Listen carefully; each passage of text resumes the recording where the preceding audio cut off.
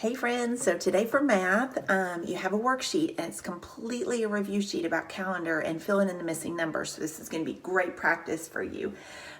Again, I did this with Language Arts, but I also need you to ask your parents to watch this really fast for me. I want to talk to them and to you about something we need to do for our assessment, our report cards again. We've done A through P in Language Arts, right? We're writing those letters. Well, now we need for assessment also for you to write the numbers 0 to 10. Now we did this the first quarter, you might remember, on a piece of paper. You can use the same paper that you did your A through P on, or you can get another piece of paper.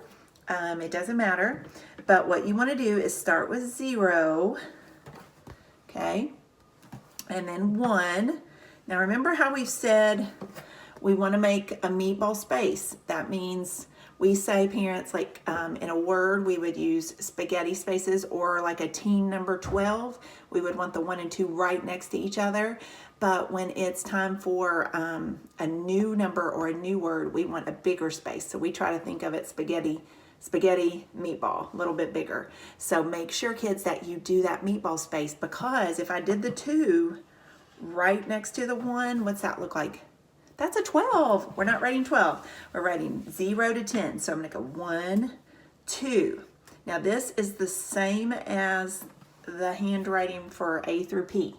Do not, please do not give them the next number. Do not show them how to write it. Do not give them an example. Do not even say, you wrote that wrong, you need to do it again. You can say, look at it again and make sure you've done your best. Okay, so we don't want to, one thing is we don't want to